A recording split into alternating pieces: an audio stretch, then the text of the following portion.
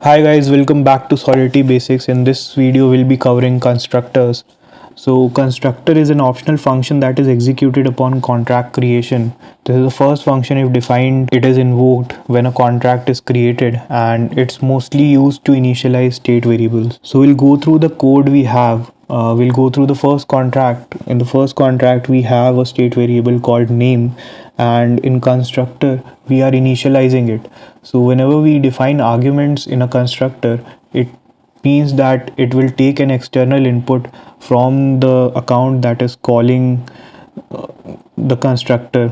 Basically, that is the account that is trying to deploy the smart contract. It will take in some argument, some value from it, and then it will set the value of name based on those inputs. Similarly, we have y contract, and the code is similar. We have a state variable called text, and we are initializing it based on user input. Next, we see that there are two ways by which we can initialize the parent contract. We can either initialize them directly while we are inheriting them, or we can initialize them while the constructor of the child contract is being called. So the syntax for the both is here. In this line, we will initialize the name variable in x to input to x, and will initialize the text variable in y to input to y while inheriting the contract itself. In this syntax, in this code snippet, will initialize these values alongside initializing the values for C. So C would also have name and text state variables because it is deriving from x and y. In the last snippet, it's being demonstrated that the parent constructors are always called in the order of inheritance, regardless of the order of parent contracts listed in the constructor of the child contract. So, whenever you inherit a smart contract, you'll list them here. So, this would be the order of inheritance.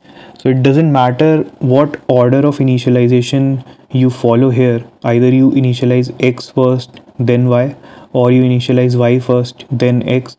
It doesn't matter.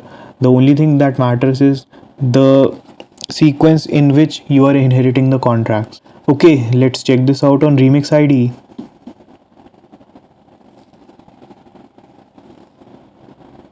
So we have a smart contract here. We'll compile it and then we'll deploy. So we'll start by deploying the x contract.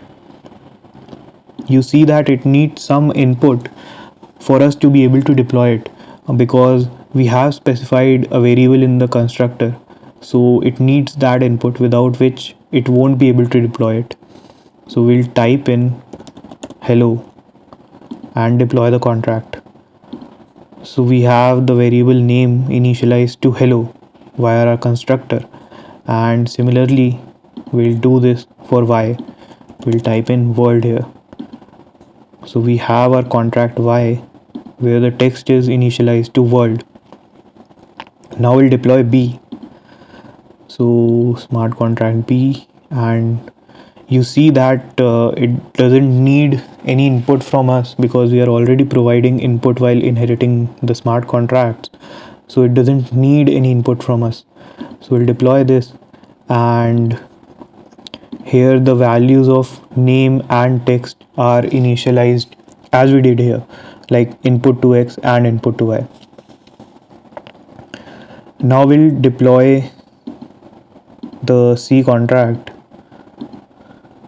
and you see that for deploying the C contract we need some inputs, because again we have a constructor defined for initializing the parameters. It takes in the parameters name and text and then passes it on to the x and y contracts. So let's see, if we pass in hello comma world, the two inputs for name and text, what happens? So we have the C contract and it has variables name and text. So the name has the value hello and the text has the value world.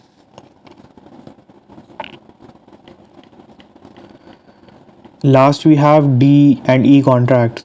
So I'll deploy them as well, D and E, and you'll see no difference in the initialization of these. variables because it doesn't depend. It doesn't matter. Only the order of inheritance matters. Cool. I'll see you guys in the next video.